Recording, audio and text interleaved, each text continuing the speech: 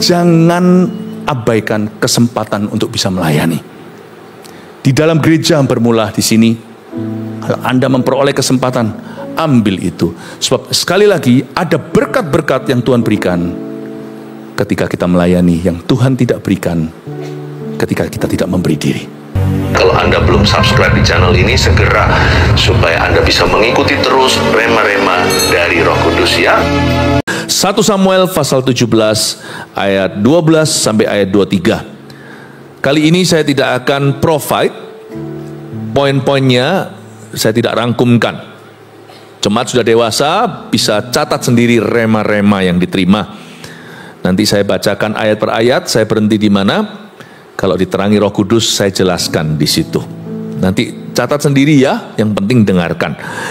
Kita lihat 1 Samuel 17 ayat 12. Daud adalah anak seorang dari Efratah, dari Bethlehem, Yehuda, yang bernama Isai. Isai mempunyai 8 anak laki-laki. Pada zaman Saul, orang itu telah tua dan lanjut usianya. Ketiga anak Isai yang besar-besar telah pergi berperang mengikuti Saul. Nama ketiga anaknya yang pergi berperang itu ialah Eliab, anak sulung. Anak yang kedua ialah Abinadab, dan anak yang ketiga adalah Syamah. Sedikit background tentang Daud. Dari situ, seorang yang ngerti psikologi manusia, nggak perlu orang yang terlalu pandai. Sindrom ini ada pada si bungsu kalau anak papa mama lebih dari 5. Makanya mau punya banyak anak itu boleh Bapak Ibu, tapi komitmenlah untuk mendidik mereka masing-masing. Tidak boleh tidak boleh ada anak yang menjadi pupuk bawang. Mau anak 1, jangan dimanja, diistimewakan. Anak 2, 3, 5, 7, 8, oh McDonald had a farm, iya yo. Tetap masing-masing anak harus Anda perhatikan. Tapi apa boleh buat? Papa Daud sudah tua. Baca lagi ayat 12. Daud adalah anak seorang dari Efratah. Efratah bukan kota besar. Bethlehem Efratah namanya. Ada disinggung di kitab Mika. Ratusan bahkan ribuan tahun sebelum Yesus dilahirkan. Bahwa Bethlehem Efratah suatu hari akan menjadi tempat kelahiran Yesus Kristus, keturunan Daud. Dari Efratah, jadi kota kecil ya, coba bayangkan ini kota kecil, jadi bukan kebudayaan yang maju. Daud adalah anak kampung, anak seorang dari Efratah, dari Bethlehem Yehuda, di provinsi Yehuda yang bernama Isai. Isai mempunyai 8 anak laki-laki, ini papanya Daud punya 8 anak cowok, belum terhitung anak ceweknya. Jadi beberapa orang-orang tokoh-tokoh Alkitab itu, misalnya Yoab, siapa-siapa, kemenakan Daud, itu bisa jadi dari saudara-saudara perempuannya. Jadi anaknya Isai itu banyak. Yang dicatat di sini 8 laki-laki. Nah, Daud itu si bungsu, anak ke-8. Jadi udah gak perlu lagi investigasi. Si Daud pasti kurang kasih. Udah gitu aja. Sindrom ini ada pada orang-orang Kristen.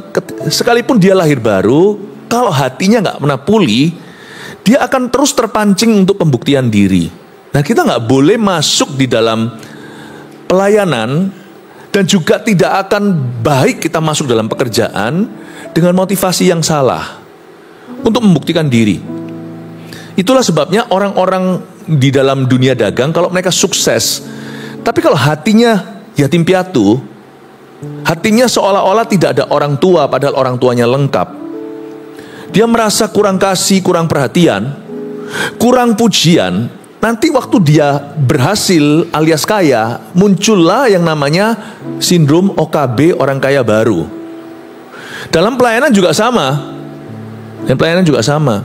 Ada anak-anak Tuhan yang hatinya ada lubangnya, bolong besar, sehingga pelayanan dijadikan ajang pembuktian, lalu dijadikan tempat teritorial, lalu bersaing gereja dengan gereja, orang Kristen dengan sama orang Kristen. Dalam satu gereja aja bisa terjadi persaingan inside the church. Kita pelajari sesuatu di sini. Ini adalah jurang tak bertumpu. Kalau tidak pernah ditutup dengan anugerah, dia terbuka terenganga, kemudian hari muncullah yang namanya komplikasi-komplikasi hubungan.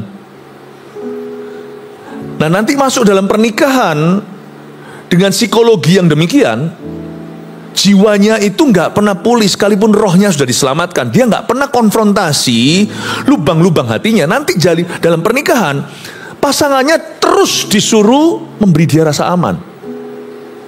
Kamu harus kasih aku rasa aman. Kamu harus buat aku happy. Kamu harus puaskan aku. Sehingga kelihatannya sepertinya dia berkata I love you, padahal bukan. I use you, lebih tepatnya. Aku memakai atau memanfaatkanmu. I don't love you. In my relationship to you, dalam hubunganku dengan kamu, dalam hubungan kita, dalam hubungan kami lah, dalam hubungan kita gitu. Kalau Anda ngomong sama pasangannya, orang yang demikian, aku subjeknya, kamu objeknya. Kamu harus puaskan saya. Nanti muncul dalam berpacaran yang namanya hubungan yang posesif. Sampai kamu tidak cinta sama aku, berikan yang aku mau, aku tidak ke gereja. Aku tidak ikut Tuhanmu. Sekali-kali orang begitu mesti dijawab begini, ya udah terserah. Karena sana mau ke surga, mau ke neraka juga nggak bisa ikut saya. Setiap orang punya pilihan. Ada juga akan mengancam, kamu putuskan aku bunuh diri. Waduh, lebih baik dia mati sendiri sih. Kalau Anda punya anak digituin sama pacarnya, Anda harus backup anak Anda, lindungi. Kalau orang itu ancam-ancam apakah sungguhan atau tidak, semoga tidak ya. Lebih baik dia mati sendiri daripada bawa anakku. Paham ya, dalam hubungan itu ada banyak komplikasi karena sebenarnya masalah tidak terletak jauh-jauh, yaitu berada di hati orang itu. Sumber permasalahan kadang-kadang di dalam diri kita, bukan di dalam diri orang lain. Kadang-kadang yang salah bukan gerejanya, yang salah bukan pekerjaannya, bukan bosnya, bukan rekan kerjanya. Rekan kerjaku semuanya toksik. Ya, dunia ini kan sejak Adam dan Hawa semuanya toksik. Tapi kita aman gak di hati? Nah, saya ingin menunjukkan pada Anda kalau obatnya itu untuk kita sembuh dari gini itu, percaya nggak? Melayani. Hah? Bukannya harus pulih 100% baru boleh pelayanan? Loh, salah. Kalau ada, maksudnya benar, kalau ada skandal ya harus dibereskan. Nggak bisa orang masih larikan uang orang lain lalu habis itu, dan sengaja maksudnya, dan dia menipu lalu habis itu bisa ministry. Saya rasa kalau sampai kita tahu ya harus kita tindak lanjut, harus kita disiplin. Kalau ada orang amoralita ya kan, dia ada skandal seksual lalu habis itu mau berada di atas mimbar sini pelayanan firman kayak atau pujian atau whatever ya. Kalau gereja tahu tidak berbuat sesuatu ya salah kita. Itu semua itu ada jalannya, jalan pertobatan lalu dipulihkan. Tetapi kita nggak perlu sempurna baru kita itu bisa pelayanan. Justru pelayanan itu akan menyempurnakan kita. Ministry itu akan membuat kita makin sempurna, makin indah. Salah kalau kita pikir kita harus sempurna dulu, baru kita bisa melayani. Nggak bisa, karena pelayanan itu menyembuhkan. Ministry heals, you know. Ministry heals. Kalau ada seorang predator seksual, kasih pelayanan, malah justru dapat akses ke semua, itu bukan ministry heals, itu ministry kecolongan. Karena orangnya nggak mau bertobat. Tapi jangan cari orang yang sudah sempurna, siap dipakai oleh Tuhan. Nggak ada orang kayak gitu itu. Sambil dia melayani, dikit demi dikit, tiap hari tiap sifat, dia akan diubahkan. Besi menajamkan besi, manusia menajamkan manusia, kita akan semakin disempurnakan. Jangan tunggu Anda beres semua, baru setelah itu Anda bisa melayani. Karena salah satu fungsi ministry adalah to heal the minister, untuk menyembuhkan yang melayani. Paham ya Bapak Ibu Saudara? Semoga Anda dapat hikmat untuk bisa membedakan. Nah, saya tunjukkan pada Anda bahwa Daud ini adalah anak yang kurang kasih, kurang perhatian. Tapi karena dia itu tepat tempatnya, dia menempatkan diri pada spirit ministry dan dia selalu mengadopsi hati hamba, tidak dapat kesempatan tuh si setan untuk membuat Daud salah. Kita lihat ayat yang ke-13 ya, ayat 12 dulu. Isai mempunyai 8 anak laki-laki, 12b. Pada zaman Saul orang itu telah tua dan lanjut usianya. Satu anaknya 8. Lalu papanya udah tua. Manggilnya ayah tapi usianya seperti grandpa. Udah jauh gitu loh. Udah gak ngikuti zaman. Itu anaknya nyanyi apa tuh. Si mamanya apa tuh? Ya, kita gak fanatik, cuman hati-hati ya anak didengarkan apa. Karena lirik-liriknya itu kurang bagus kan. Jadi kita gak usah ikut-ikutan. Tapi kalau orang tua sama anaknya itu terpaut jauh, makanya itu saya kasih saran praktis juga anak-anak muda di sini, kecuali kalau memang belum ketemu jodohnya, please jangan terlalu cerewet. Kalau memang sudah ada, tunggu nanti pacaran itu forever. 7-8 tahun terus ditangguhkan. Kenapa? Aku mau punya rumah dulu, aku harus punya uang segini dulu, aku harus punya kerjaanku harus sudah ada cabangnya beberapa. Aku mau ini itu, keburu tua situ. Nanti anaknya lahir mau umur berapa sana? Bicara tanggal nikah aja belum juga. Tunggu semua perfect dulu. Then I will marry you. Kalau seperti itu nanti terpaut jauh sama anaknya, terlalu jauh. Itu pasti nanti susah ngikuti. Ini Isai sudah terlalu tua, lanjut usia. Dan dia punya 8 anak laki-laki lagi. Lalu kita lihat ketiga kokonya Daud, kakak tertua nomor 2, nomor 3, Lausan. Kira-kira mereka kerja apa? Karena mereka anak dusun, jadi mereka semua urbanisasi. Mereka maunya semua pergi ke kota dan mempertaruhkan nasib. Cari semua kakak-kakak Daud itu sebenarnya menurut saya secara standar dunia very smart. Dia gambling di kota besar, bukan berjudi maksudnya, mempertaruhkan nasib, berjuang untuk jadi orang sukses. Papanya memang orang sukses, tapi orang sukses di desa. Punya peternakan segala. Bethlehem Efrata itu bukan kota kaya, tapi dia pergi ke ibu kota di mana ada Saul, dan dia merintis karir yang paling basah, yang paling menjanjikan zaman itu ya di politik atau di tentara. Dan mereka semuanya melayani Saul. Coba lihat ayat 13. Ketiga anak Isai yang besar-besar telah pergi berperang mengikuti Saul. Karir mereka pasti menanjak. Baretnya pasti berwarna hijau, merah. Nama ketiga anaknya yang pergi berperang itu ialah kakak tertua Daud, namanya Eliab, anak sulung. Anak yang kedua ialah Abinadab, dan anak yang ketiga adalah Syama. Tapi Daud, ayat 14, punya tujuan hidup yang berbeda. Approach-nya, metode yang dia gunakan juga gak sama. Dia tidak mau ikut-ikutan. Daud tahu bahwa jalan menuju ke atas itu ke bawah, yaitu di kaki Tuhan. Daud ini sekalipun dia anak bungsu, pasti kurang kasih, kurang perhatian. Orang kayak gini tuh bahaya. Pasti terpancing pembuktian. Pasti dia ingin supaya mau kaya untuk tunjukkan. Pasti flexing suatu hari. Kalau dia di dalam ministry, pasti gaya dia. Kalau pelayanannya diurapi, pasti dia merasa lebih superior dari yang lainnya jikalau pelayanannya besar. Tapi Daud yang bungsu ini beda. Coba lihat ayat 14. Daud yang bungsu yang jadi Daudlah yang bungsu. Jadi ketiga anak yang besar-besar itu pergi mengikuti Saul, ayat 14. Tetapi ayat 15, Daud selalu pulang. Katakan Daud selalu pulang. Daud selalu pulang daripada Saul untuk menggembalakan domba ayahnya di Bethlehem. Daud tahu tempat itu membuat dia sembuh. Tempat itu membuat dia dekat sama Tuhan. Tempat itu menjaga hatinya supaya jangan salah. Dan tempat itu akan menempatkan dia pada poros kehendak Allah. Kakak-kakaknya semua kerja di militer, baret hijau, baret ungu, baret merah.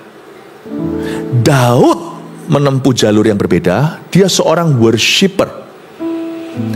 Di ayat yang kita baca dari ayat 14-15 itu konteksnya, Daud sudah bolak-balik istana, sedang kakak-kakaknya hanya di stasiun. Kakak-kakaknya hanyalah menduduki barak tentara.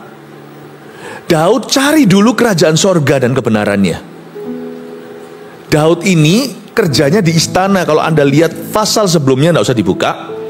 Saul itu terganggu. Dia ngalami masalah psikis menurut orang, tapi mata orang-orang beriman tahu bahwa dia diganggu roh jahat.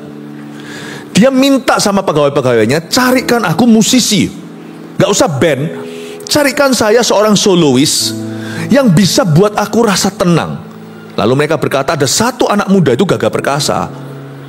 Tapi sekalipun dia itu orang yang bisa juga berperang, jangan direkrut di tentara. Orang itu diurapi puji-pujiannya. Dia pemain harpa.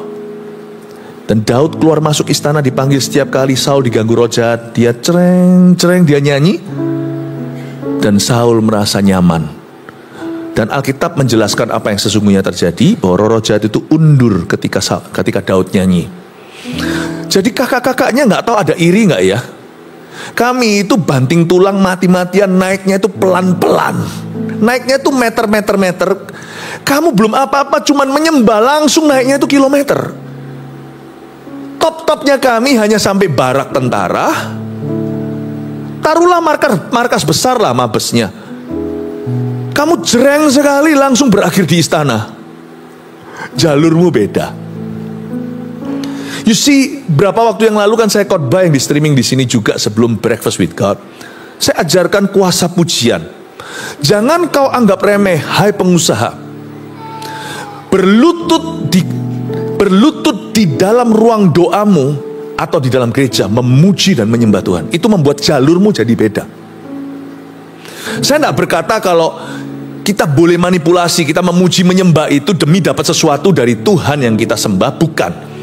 Tapi kalau kita tulus dan sungguh-sungguh, Alkitab menjelaskan bahwa jalurmu beda. Jalurmu beda.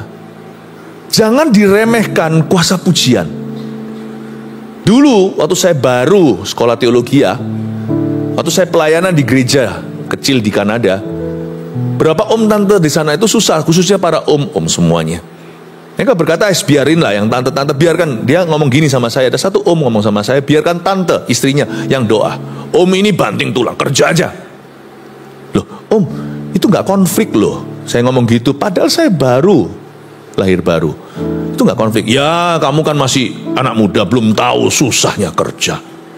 Wah, kalau sudah digituin kan sudah dimentahin.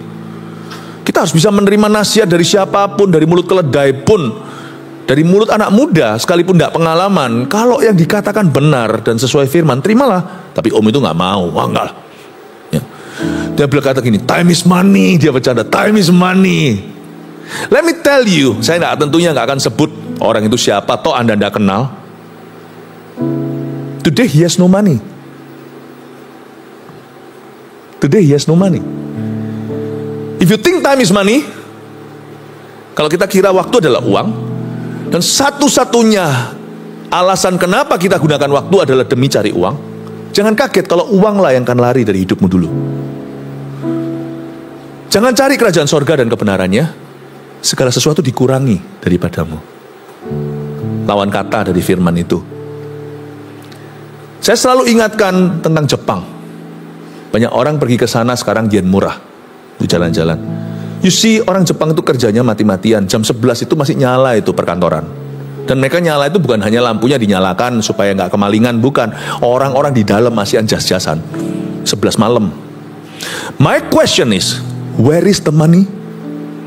Orang Jepang tidak menyembah apa-apa. Kalau segala sesuatu kau sembah secara superstisius, berarti tidak ada Tuhannya. Kasihan loh menurut saya Jepang. Boleh dikatakan Jepang adalah negara yang sangat ateis, tapi punya superstisi-superstisi, sehingga banyak ghostnya dan ghost story. Ada banyak seolah-olah di situ itu cerita hantu. Gak ada Tuhan.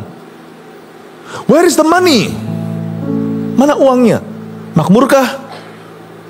Malah justru struggle secara ekonomi, belum lagi secara populasi. Kasihan menurut saya, negara ini harus menerima misionaris. Bapak Ibu, saya ingatkan sesuatu. Jangan seperti om yang beritahu saya 30 tahun yang lalu, time is money. I have no time. Daud itu itu selalu luangkan waktu untuk pulang. Go back to the feet of Christ. Kembali ke perkara rohani, kembali ke kaki Tuhan, kembali ke firman, renungkan. Jangan bilang gak punya waktu, gak punya waktu untuk ministry pelayanan, gak punya waktu untuk CG, gak punya waktu untuk ini. Wah, ngapain? Waktu adalah uang. No, jangan salah. Tuhan hanya menguji Anda. Hidup ini hanyalah ujian. Kalau kita menyisihkan waktu, Tuhan tidak suruh kita berikan segenap waktu kita. Tapi kalau kita bisa seimbang memberikan waktu untuk kepentingan kerajaan Tuhan, niscaya pastilah jalurmu akan beda. Buktinya, Tuhan memilih Daud bukan si Eliab. Tuhan mengurapi Daud bukan si Eliab. Urapan Allah, roh Allah itu ada di atas Daud, bukan di atas Eliab, Abinadab, dan Shema. Padahal Shema, Abinadab semua itu baret merah. Juga bukan berarti kita berdoa doang, nggak bekerja. Tesalonika penyeimbangnya, netralisir tuh. Kalau sana hanya mau berdoa nggak bekerja, jangan makan, kata Paulus dalam suratnya kepada jemaat Tesalonika. Tapi saya ingatkan, worship is not a waste of time. Ke gereja ibadah bukan a waste of time. Saya anggap serius. Tiap kali kita kumpul seperti ini, kita maksimalkan 1 jam, 45 menit, 2 jam. Kita maksimalkan. Isinya itu tidak tele-tele, tak, tak, tak, tak dari greeter. Jangan telat. Jangan terlambat. Datang itu hanya waktunya segitu. Pastikan every minute counts. Greeter mulai menyapa jemaat itu sudah mulai ibadah. Itu persiapan hati saudara. It's never a waste of time. Tidak pernah buang-buang waktu. Saat teduh pribadi tidak pernah buang waktu. Apapun profesimu, percaya nggak percaya, pendeta nggak tentu doa loh. Nggak tentu loh. Saya sekolah Alkitab, sekolah teologi, zaman dulu ada riset. Waktu itu ada riset by Barna dan sebagainya. Itu kami pelajari kan di sekolah. Bukan hanya Alkitab, kita pelajari riset-riset yang terjadi. Ternyata di Amerika Utara, North America, benua Amerika Utara, tidak termasuk Amerika Selatan, termasuk Brasil, Argentina, itu kan terjadi kebangunan rohani. Amerika Utara, Amerika, Kanada, itu rata-rata melalui survei itu pendeta di sana, saya harap berubah. Saya percaya sudah berubah lah hari ini ya. Pendeta di sana, lokal maksudnya, itu berdoa rata-rata 5 menit, 7 menit sehari. Nggak tentu, sungguhan nggak tentu. Jadi kita bisa menjadi pengusaha, tapi rajin berdoa. Selalu pulang daripada Saul untuk menggembalakan domba ayahnya di Bethlehem.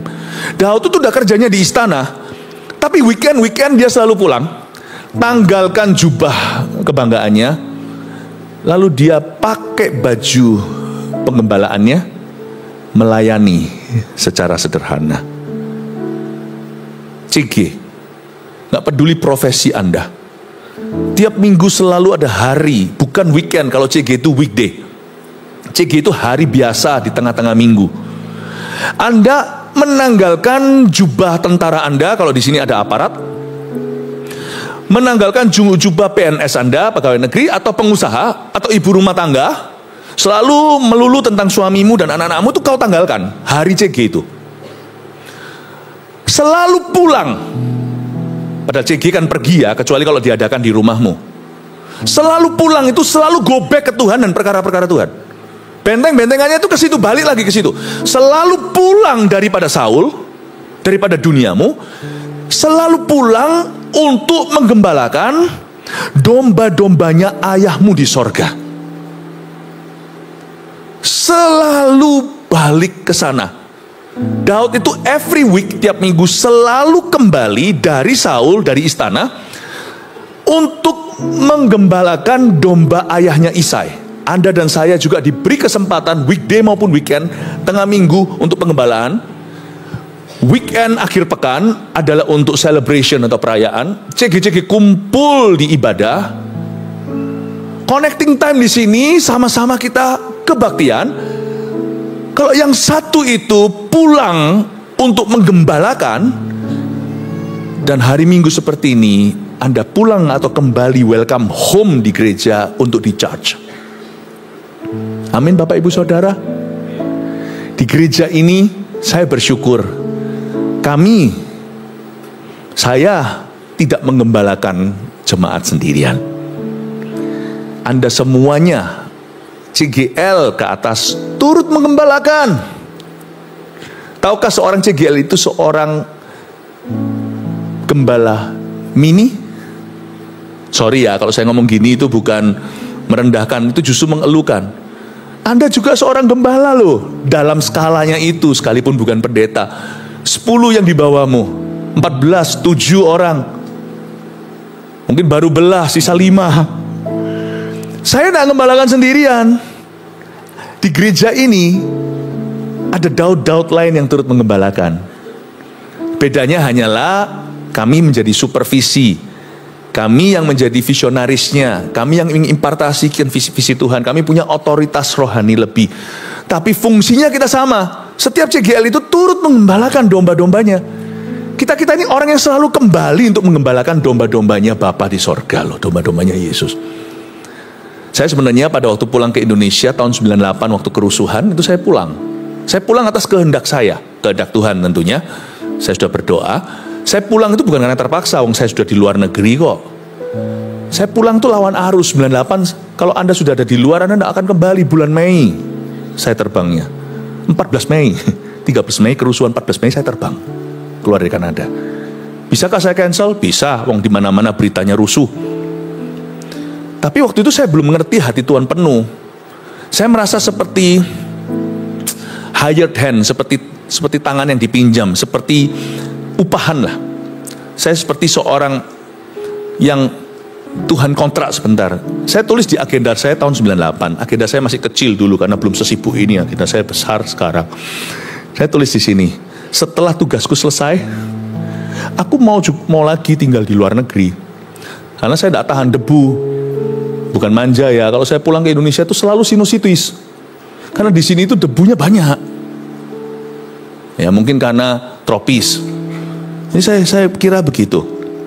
Saya bilang, Tuhan, aku akan pulang untuk menggembalakan dombamu di sini. Kalau belum ada yang mau saya gembalakan karena belum percaya atau waktu itu saya belum menjadi gembala sidang, maka saya cari dulu domba yang tersesat. Mereka pasti mau digembalakan kalau aku temukan. Karena domba kalau ditemukan di jurang, siapapun yang angkat dia ikuti. Oke, saya cari domba yang tersesat. Ya, saya cari domba yang tersesat. Saya tulis di agenda saya. Setelah kelar ini selesai, saya tak tinggal di luar negeri. Dari kecil kan saya tinggalnya di luar negeri. Gak selesai-selesai, 30 tahun kemudian. Gak mari-mari. Pulang terus untuk menggembalakan. Lama-lama saya tidak pergi-pergi. Sekarang saya memahami hati Bapak. Saya tahu bahwa semua yang saya bisa nikmati hari ini itu semuanya hanyalah ditambahkan. Tujuan utamaku ada di sini. Sama dengan Anda, tujuan utama Anda, mengapa Anda di sana, ditempatkan Allah di hidupmu sekarang ini. Really, bukan demi suksesmu. Sungguhan. Bukan karena dia ingin membahagiakanmu. Bukan. Tapi kita itu mau dipakai Tuhan untuk bisa turut menggembalakan domba-dombanya di akhir zaman. Sungguhan Tuhan itu memakai kita. Tuhan itu ingin memakai kita. Sembari memakai kita, Tuhan memberkati kita. Waktu hati kita dipersiapkan untuk jadi berkat, kita pun akan diberkati. Kalau kita nggak diberkati dulu, gimana kita bisa jadi berkat? Saya ngerti sekarang, oh Tuhan, kenapa Daud kau angkat? Hatinya itu kayak gitu, dia selalu pulang untuk menggembalakan domba ayahnya. Daud itu nggak pernah datang ke satu tempat atau pergi kemana itu untuk dirinya. Dia pergi kemanapun, hadir di mana, selalu dia mikirkan orang lain. Makanya Tuhan itu berkenan sama hati Daud. Makanya dia disebut a man after God's own heart, seorang yang hatinya itu mencari Tuhan dan mencari kepentingan Allah. Saya rindu kita jadi orang Kristen tuh upgrade, nggak jadi orang Kristen yang baby terus, nggak jadi orang Kristen yang selalu sedikit-sedikit kita merengek dan kita ngoek dan kita minta disusuin. No. Kita akan jadi orang Kristen yang mengerti kenapa kita ada di dunia, mengerti kenapa kita ada di hidup kita, mengapa kita ada di pekerjaan kita hari ini, kenapa kita di bisnis itu, kenapa kita di Indonesia. Bagi Jemaat yang mendengarkan ini mungkin streaming langsung dari Jerman, GMS Frankfurt. Mengapa Anda ada di Germany? You must know why you are there. Ada satu buku dulu menjadi terkenal namanya Purpose Driven Life. Ya, itu terkenal banget karena dunia ini memang butuh itu.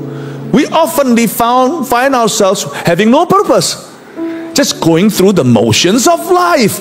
Kita hanya mengikuti aja rodanya hidup ini, nggak tahu kemana. Tapi di gereja kita harus menemukan kalau gereja purposeless, tanpa tujuan, nggak menjelaskan tujuan kenapa jemaat ada di sana, maka gereja itu akan tersesat.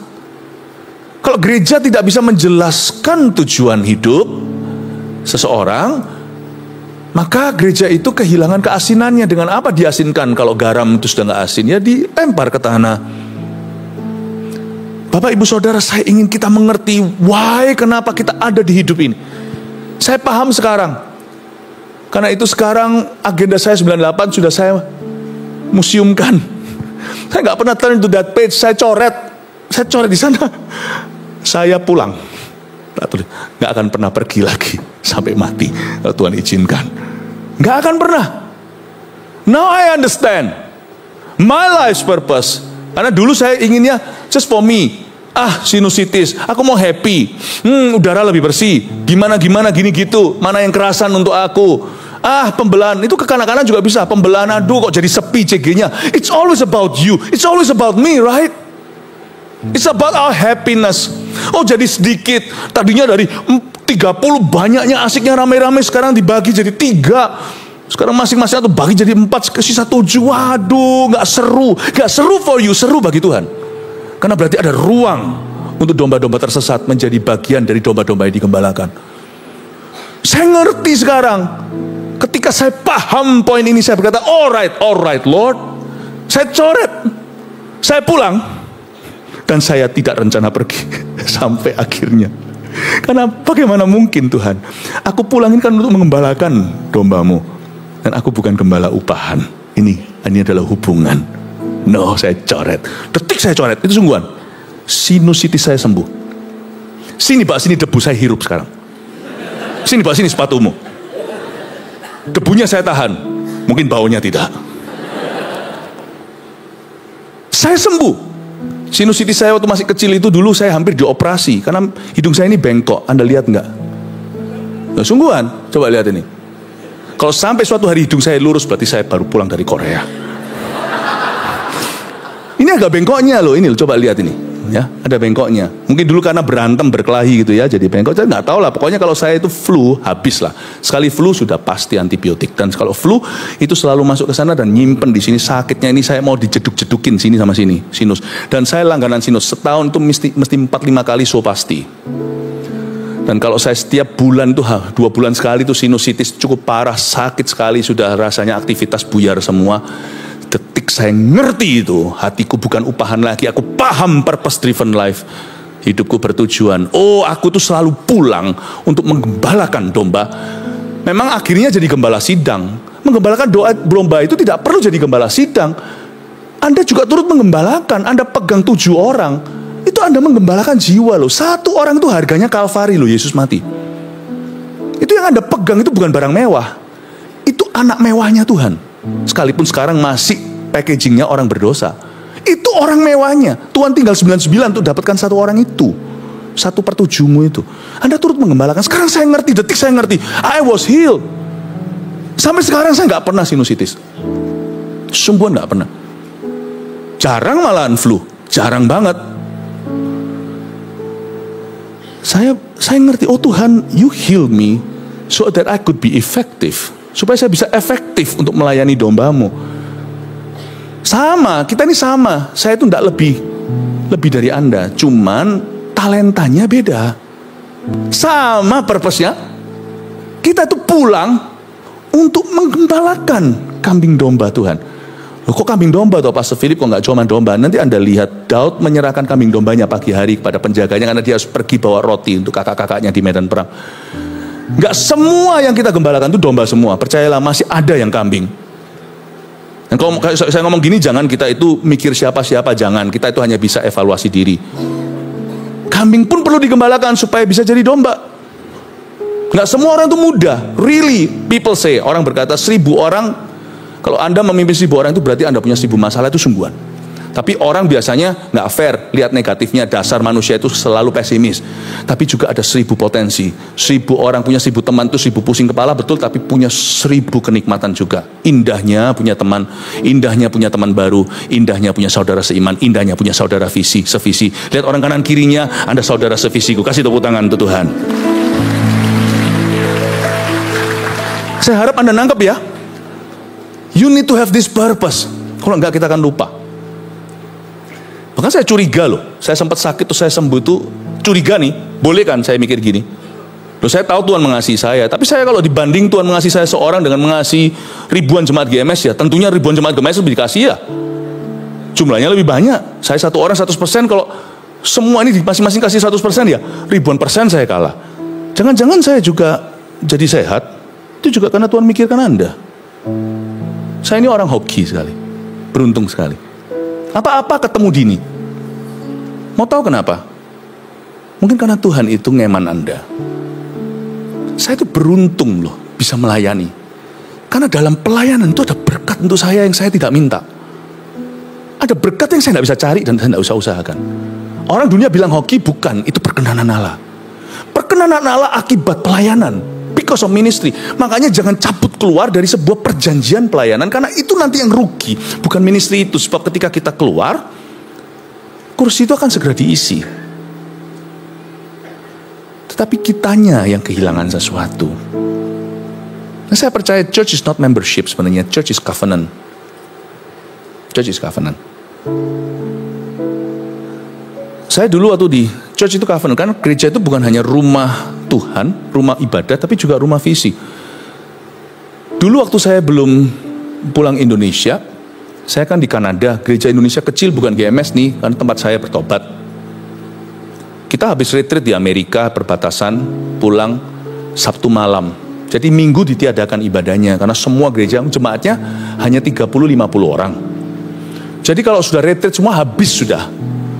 Dan akhirnya Minggu pagi sih kami sampai, Minggu itu kami drive dari Amerika ke Kanada, kan perbatasan darat.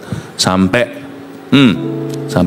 jam 3:30 itu ibadah biasanya. Tapi karena tidak ada kebaktian, karena semua jemaat lelah kan nyetir 3 hari itu full sesi. 3:30 saya tetap datang tuh ke gereja. Gerejanya waktu itu di sebuah gereja namanya Willingdon Church, itu gereja orang barat. Orang Indonesia dapat hall kecilnya, kita sewa, bahkan dikasih free kadang-kadang. Saya bersyukur ada orang yang murah hati. Saya bahkan tidak pergi ke gereja orang-orang bulenya. Belum zaman streaming nih. Saya datang tuh kosong blong, tidak ada siapa-siapa di hall 2. Saya datang di sana sama teman saya Andrew namanya. Kita berdua sama-sama buka Alkitabnya. Mbak, soalnya 3:30 saya ibadah, tempat di mana biasanya gerejaku beribadah. Di situ visiku bertumbuh.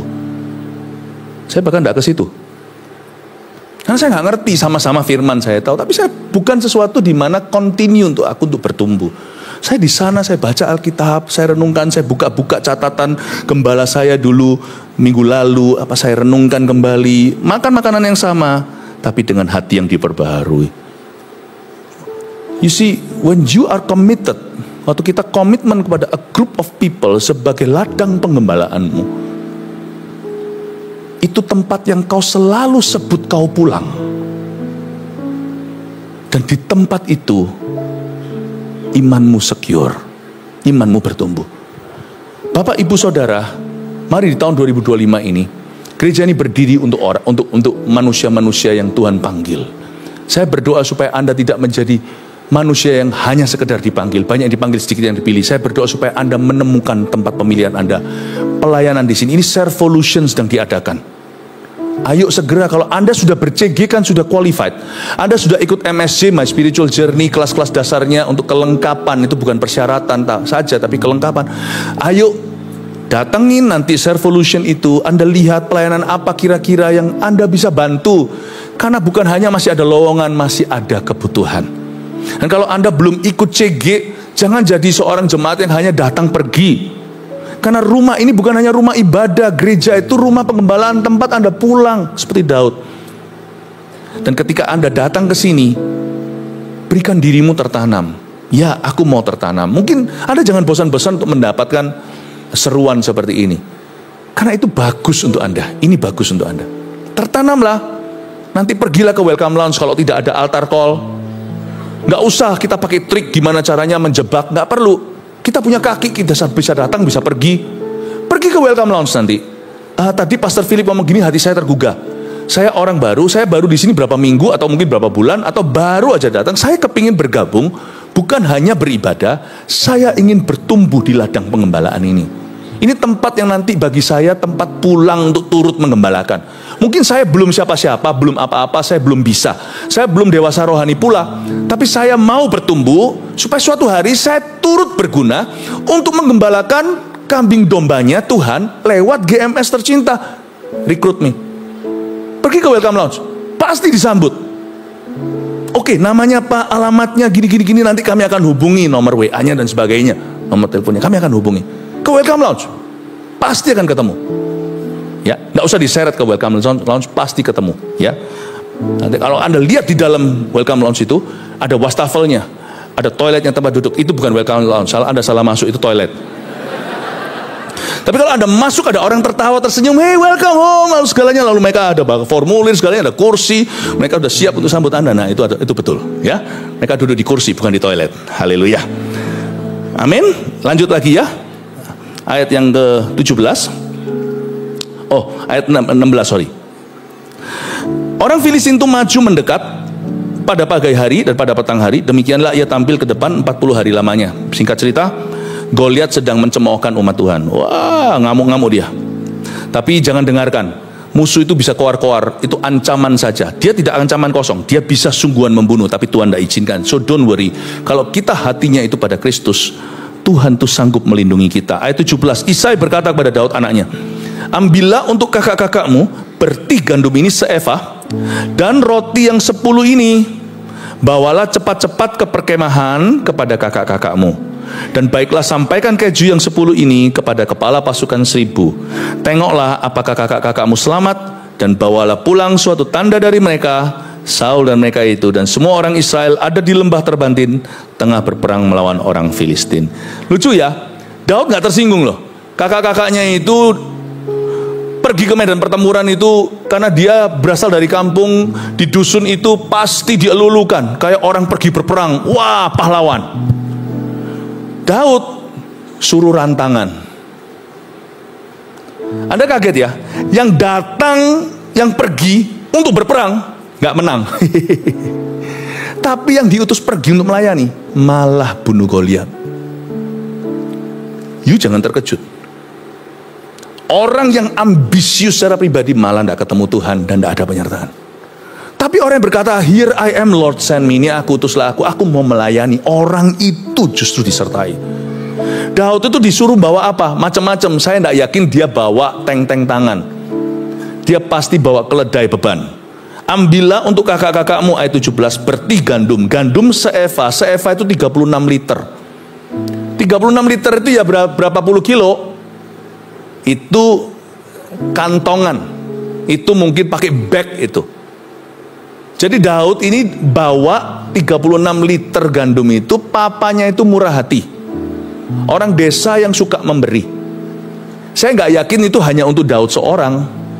36 liter itu juga untuk bagi-bagi. Papanya itu punya satu DNA yang patut ditiru. Makanya Daud juga begitu. Murah hati. Di sana ada anaknya, tapi mungkin lagi gladi resik nih atau lagi latihan. Anaknya itu tim, misalnya tim apa di gereja kita. Papanya itu bawain roti, jangan bawain untuk anaknya doang. Bawain juga untuk anak orang. Adopsi di hatimu. Karena kita ini keluarga seiman. Misalnya kalau saya mau ini untuk anak kami lagi latihan, ini roti. Pikirkan teman-temannya juga yang lainnya lapar. Jadi sama papanya Daud, lewat Daud disuruh bawa 36 liter gandum. Lalu roti yang 10 ini bukan roti kecil-kecil itu bakery sekarang, itu roti gede-gedenya Israel itu loh. Itu kayak satu loyang pizza. Bawalah cepat-cepat ke perkemahan kepada kakak-kakakmu. Kalau saya jadi Daud agak protes. Papa itu cuma suruh-suruh. Papa kurang kasih sama aku, kurang perhatian. Sekarang aku disuruh jadi anak rantangan. Tadi barusan gembalakan kambing domba. Ya kalau gembalakan jemaat itu kan jadi publik figur. Ini gembalakan bebek, gembalakan hewan. Daud itu selalu dikasih tugas-tugas rendah, tugas-tugas di balik layar, tugas-tugas yang seolah-olah hina. Gak ada gengsinya loh dalam ministry. Daud bahkan dikasih beban berat.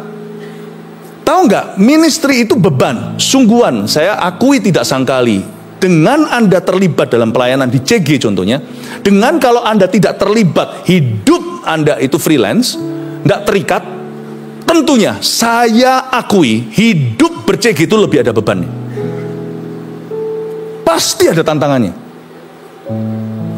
Tapi sebanding dengan apa yang nanti kita lihat dalam hidup kita. Kalau kita mau pelayanan di sini usher lah atau apalah PAW whatever, itu ada praktisnya, ada latihannya, pasti bayar harga. Daud bayar harga, bawa 36 kilo bag gandum di dalamnya, lalu 10 roti, suruh bawa cepat-cepat. Daud kok gak protes ya? Lah aku kok gak pernah diorangkan dianggap pupuk bawang. Dan baiklah sampaikan keju lagi yang 10 ini kepada kepala pasukan 1000. Dia bawa keju berapa banyak? Gua gak tahu. Tapi bukan keju yang kecil-kecil di supermarket itu loh, yang buka sekali hap. Ini keju yang gede-gede, yang kayak orang Eropa itu loh. Atau mungkin keju yang masih gulung-gulung. Disuruh bawa 10. Semua beban kasih si bungsu. Si bungsu harusnya marah. Aku gak pernah dimanja. Aku nggak pernah dilayani, nggak pernah ditanya aku kepingin keju itu blue cheese kayak atau goat cheese. Aku juga nggak pernah ditanyai kepingin roti nggak, gandum lah segala. Kenapa aku ini terus menerus dimanfaatkan? Tapi kaget loh Anda, ternyata orang yang melayani itu justru dihormati sama Allah. Tengoklah apakah kakak-kakakmu selamat dan bawalah pulang suatu berat Anda. Lihat ayat 20. Lalu Daud gak merasa, oh aku dapat tugas baru, tugas lama dia singkirkan. Lalu Daud bangun pagi-pagi karena dia dapat tugas baru. Ayat 20. Ditinggalkannya kambing dombanya pada seorang penjaga, lalu mengangkat muatan dan pergi seperti yang diperintahkan Isai kepadanya. Sampailah ia ke perkemahan ketika tentara keluar untuk mengatur barisannya dan mengangkat sorak perang. Singkat cerita, Daud itu dapat tugas baru. Dia bangun lebih pagi. Kalau kita tahu kita mau ujian, sedangkan kita masih punya tugas ministry, Daud bukan tipe orang yang akan singkirkan pelayanan karena dia ada kepentingan. Tapi dia bangun lebih pagi. Kalau dia tahu dia harus melakukan ini, sedangkan ini tugasnya dia juga yang selama ini dia kerjakan, dia bangun pagi-pagi dan ditinggalkannya kambing dombanya. Malam sebelumnya dia mungkin sudah WA, besok aku harus absen, harus pergi. Jadi dia sudah pikirkan siapa yang nanti menggantikan yang sama bagusnya dengan dia, yang bisa menggembalakan kambing dombanya. Sewaktu dia pergi hari itu, bawa rantangan papa ke koko-kokonya. Coba lihat ya, orang ini melayani itu, hati hamba itu sampai notok. Sampai perkara-perkara yang tidak disuruh itu dia tanggung jawab. Orang yang setia dalam perkara kecil diberi Tuhan perkara besar. Orang yang setia dalam perkara sederhana akan semakin kompleks kepercayaan yang diberikan kepadanya.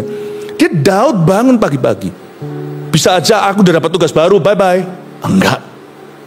Saya pelajari juga pada waktu belum lama lalu, atau tahun lalu sih puji Tuhan, tahun pergeseran luar biasa yang mengalami shifting dulu itu saya. Ketika dokter berkata langsung harus diangkat operasi, saya begitu nggak bisa. Saya ditunggu Pak Eri di Surabaya, ada Natalan Kota Madia. Nggak bisa, saya harus khotbah di rooftop yang di streaming ke semua bulan Januari itu. Nggak bisa, saya harus pulang. Saya balik dulu. Bangun pagi-pagi itu berarti Anda atur lagi. Setelah itu baru pergi untuk urusanmu.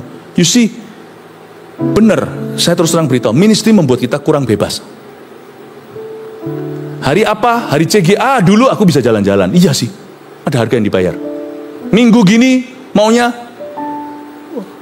minggu gini itu ya bagi kami hamba-hamba Tuhan gini sudah beda. Hari Minggu waktu saya masih kecil itu masih nonton Elias Pikal.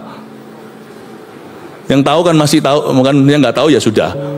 Wah, pagi-pagi itu selalu ada tinju yang selalu kalau komentatornya berkata bung bung bung gitu. Ya, Bung, wah, Bung olahraga. Dulu kan belum zamannya YouTube, jadi semuanya itu masih TV. Wah, pagi itu banyak show-nya olahraga. Hari Minggu bagi kami seperti ini juga nggak bebas. Udah seharian kita di gereja ketemu orang dan pelayanan, nggak pernah bisa mikirin diri sendiri mau makan apa segala. Yang makan tuh terserah. Lu siapin apa di depan, gua makan. Kalau nggak ada makanan, apapun yang di atas meja gua makan. Jadi hati-hati jangan naik ke meja. Minggu lebih nggak bebas? Iya. Asyir, loh kami full timer ya, patutlah yang memang kerja di gereja. Bagaimana dengan saudara kita itu? Dia adalah volunteer semuanya. Minggu gini berkorban untuk penggembalaan, untuk domba-domba Kristus lainnya. Emangnya gua saja domba di dalam kerajaan sorga? Kan ada orang lain. Daud bangun pagi-pagi, dia sesuaikan waktu. Dia atur dulu supaya dia bisa lakukan tugas-tugasnya yang lain, tapi supaya tugas penggembalaan tidak terbengkelaikan. Enggak heran Tuhan tuh langsung lihat, ini yang akan menjadi Raja Israel. Bukan itu. Kita lihat ayat 21. Orang Israel dan orang Filistin itu mengatur barisan berhadapan dengan barisan. Lalu Daud menurunkan barang-barangnya dan meninggalkannya di tangan penjaga barang-barang tentara.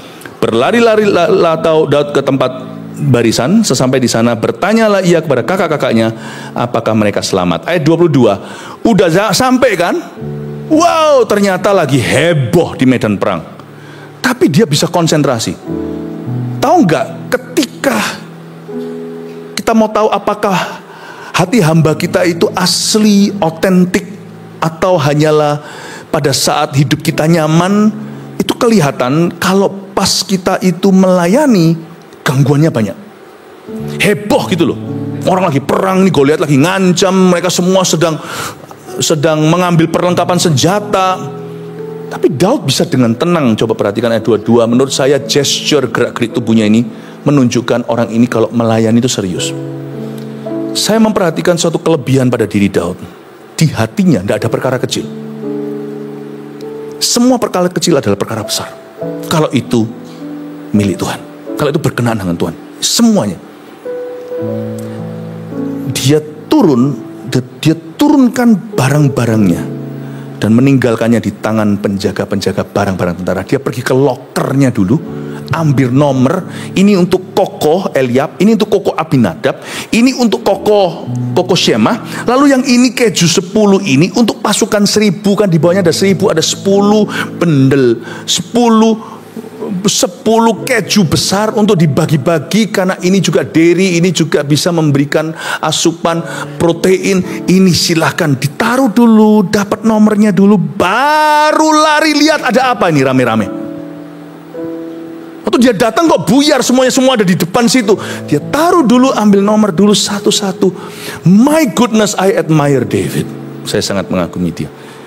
Hati hamba itu ternyata tidak careless. Orang yang berkata aku berhati hamba tapi asal-asalan dengan pelayanan, menurut saya dia berbohong atau berdusta. Hati hamba itu excellent. Anda mau rekrut staff berikutnya, kalau Anda punya perusahaan, cari yang berhati hamba. Aman inventaris Anda. Makanya itu saya selalu bilang gini, makanya banyak orang-orang itu yang jadi akhirnya jadi berhasil di luar sana itu bermula pelayanan loh. Ditempa di dalam pelayanan. Penyanyi-penyanyi top dunia, sayangnya mereka habis itu setelah terkenal lupa sama Tuhan. Lalu mereka mulai menjual jiwanya kepada dunia. Beberapa orang-orang yang di bidang-bidang tertentu itu, di mana mereka mendapatkan value untuk begitu detail, begitu spesifik, khususnya kalau nangani orang. Servis khususnya hal-hal yang tidak dititik beratkan, tidak ditekankan, karena yang penting kan deal jadi, yang penting pokoknya kita tabikan, kita salaman, langsung dapatkan transaksi. Tapi banyak orang itu memuji orang-orang Kristen yang ditempa dulu di dalam pelayanan, after sale service-nya kayak gini. Nggak setelah dapat uang bye-bye, goodbye, tapi benar-benar orang kan, dan benar-benar menjadi seperti seorang sahabat yang bisa dipercaya. Tidak heran orang Kristen kalau sungguh-sungguh dalam gereja, di tempat kerjanya, dia akan menerima satu berkat ini, namanya orang kembali berlangganan, selalu kembali padamu. Harga toko sebelah mungkin lebih tinggi daripada tokomu, tapi orang tidak keberatan kalau orang bisa percaya Anda. Bapak ibu saudara, saya tunjukkan hati hamba. Orang yang datang melayani justru bunuh Goliat. Orang yang pergi perang untuk membuktikan diri supaya demi dapat promosi, Eliab, Syamah, Abinadab, malah gigit jari, tidak bisa bunuh siapa-siapa. Daud ini seperti siapa? Seperti siapa? Seperti Yesus. Yesus datang ke dunia. Anak manusia datang bukan untuk dilayani, tapi untuk melayani. Naik ke Kalvari, ditertawakan semua orang Farisi, katanya anak Allah. Siapa sangka justru dengan jalan bawah melayani, memberi diri kepada orang lain, memberi diri kepada Bapa terlebih dahulu, Yesus hancurkan kepala setan dan mengubahkan dunia. Saya dorong Anda di tahun ini, jangan abaikan kesempatan untuk bisa melayani. Di dalam gereja bermula di sini. Kalau Anda memperoleh kesempatan, ambil itu. Sebab sekali lagi ada berkat-berkat yang Tuhan berikan ketika kita melayani, yang Tuhan tidak berikan ketika kita tidak memberi diri. Saya percaya di tahun berkat internasional ini, lupakan internasionalnya dulu. Berkat hidupmu akan bergantung how you serve other people. Bagaimana Anda melayani orang lain. Saya berdoa supaya semua jemaat kita aktif dalam rumah Tuhan. Tidak ada jemaat yang menganggur, tidak ada jemaat yang hanya memanaskan kursi, tetapi jemaat yang sungguh-sungguh memberi diri untuk bisa menjadi berkat bagi sesamanya. Dimulai dengan formal ministry, pelayanan yang formal di dalam gereja. Kita seperti tubuh Kristus, seperti jala yang besar. Kita mau sama-sama mengenapi visi Tuhan atas gereja ini. Saya dorong Anda semuanya, cari sebuah pelayanan di mana Anda bisa salurkan talenta Anda. Bergembiralah bisa melayani Tuhan di sana. God bless you. Jesus loves you. Kasih tepuk tangan untuk Tuhan. 1 Petrus 4 ayat 7. Kesudahan segala sesuatu sudah dekat. Karena itu, kuasailah dirimu dan jadilah tenang, supaya kamu dapat berdoa. Saudara yang terkasih, terima kasih telah mendengarkan firman Tuhan hari ini. Jangan lupa untuk dukung terus channel ini dengan cara subscribe, like, share, dan juga komen, agar saudara kita yang lain juga boleh terberkati. Tuhan Yesus memberkati kita.